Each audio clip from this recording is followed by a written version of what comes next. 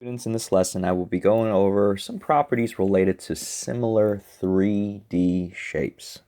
So let's take a look.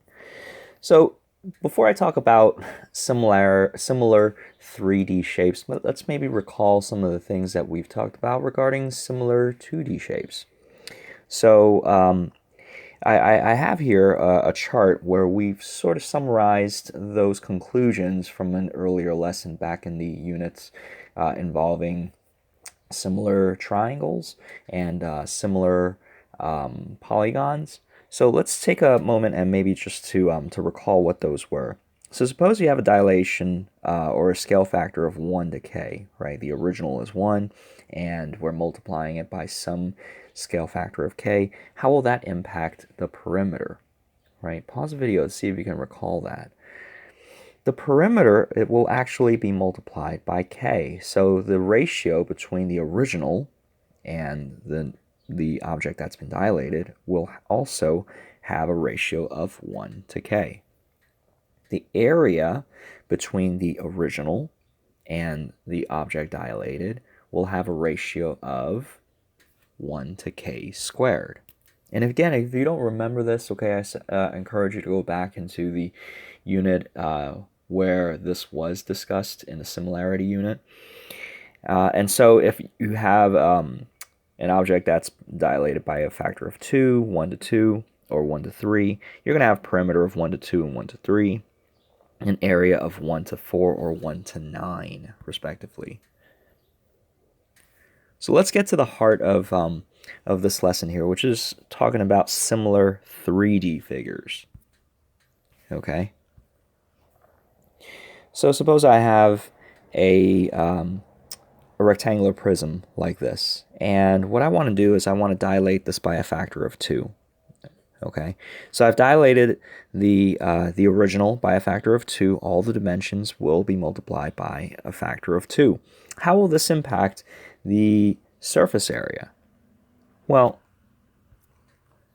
let's take a look at what's happening on the inside here. Okay, so if I take this, okay, and the new figure, and I place inside of it the original, you're gonna see, right, that face there that I highlighted in green has an area of 2. And that particular face corresponds to the dilated object, right? The dilated object will have a factor of 4 times greater than that, right? The face there highlighted in green, okay, corresponds with the front of the figure, which also will have an area of 4 times greater than the original. I don't know if you're sensing a pattern.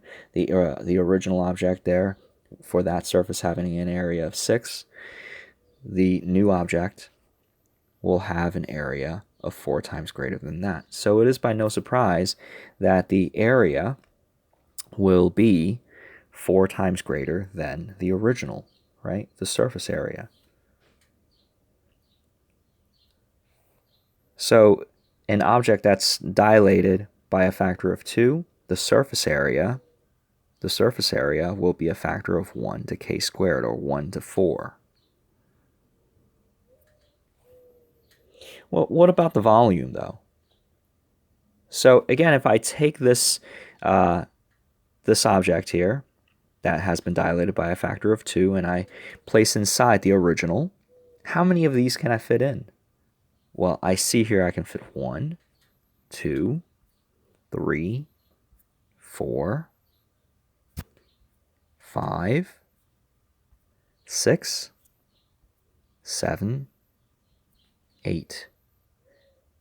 So if I dilate by a factor of 2, the object, the image, will have a volume 8 times greater than the original. So if we were to put this, to generalize this, the conversion would be 1 to k cubed. We take the scale factor and we cube it. And this is actually a natural way of thinking about it, because when we're talking about volume, we're always talking about cubing a dimension, right?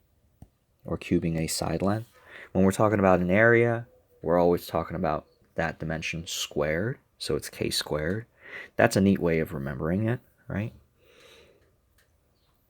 So to summarize, right, if we're dealing with surface area of a 3D object, the surface area will be k squared. If we're talking about the volume, then the volume will be k cubed.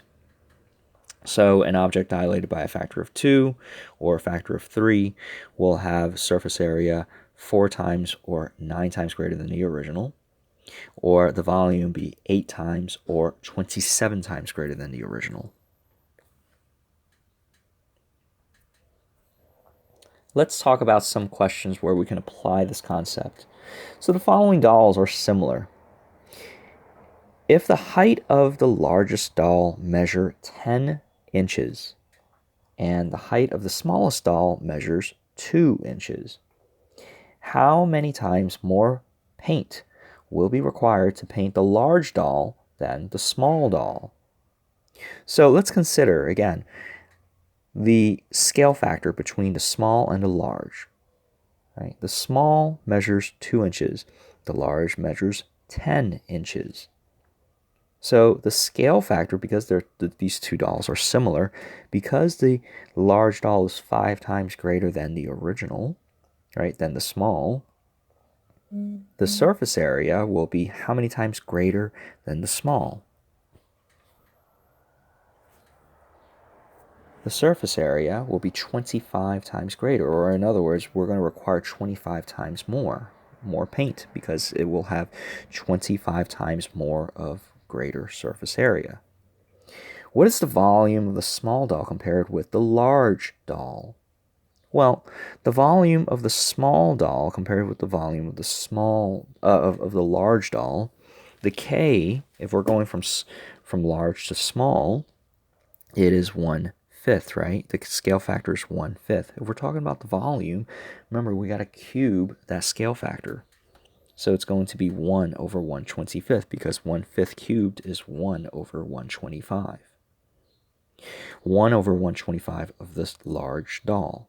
So in other words, we can fit 125 of these inside of the small little, inside of the large doll. How many times wider is the large doll than the small doll? How many times wider? Okay, so because we're talking about a length, how many times wider? When we talk about width, we're talking about a length. So for that, we're just talking about plain old scale factor then. It will be 5 times larger.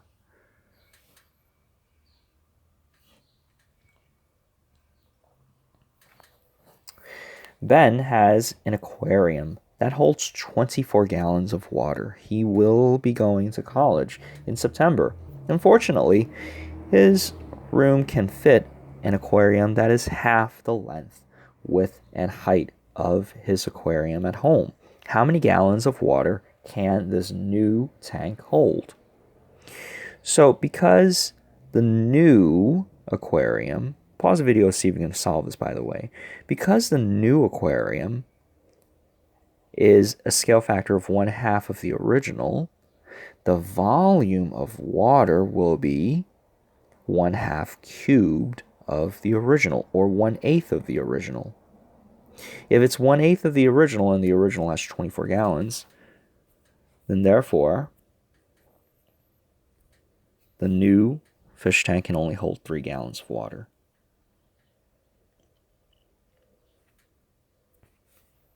Okay. In preparation for summer, McDonald's sells soft drinks in similar cups. The smaller cup has a radius of 2 centimeters. That is a super small cup. That's like that's like for really many people.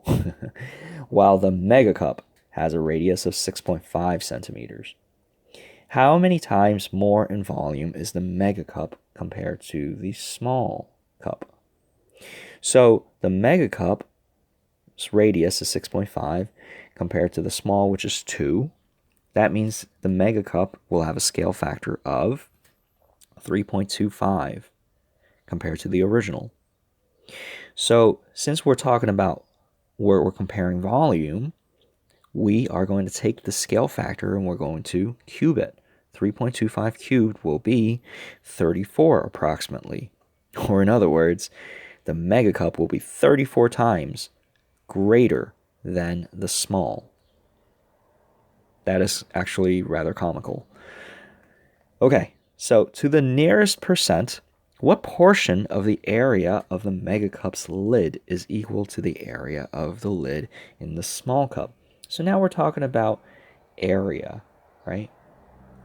So we're going to take, again, we're comparing the portion of the area of the megacups to this small. So again, scale factor 3.25, we're going to have to square this, right? So actually, wait, the area of the megacup's lid is equal to the area.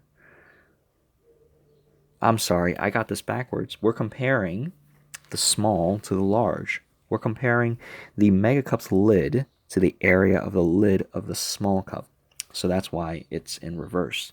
The scale factor will then be 0.308.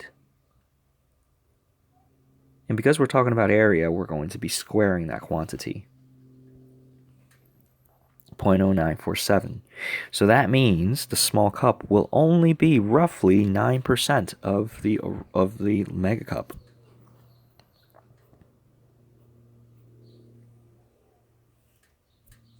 And that's it.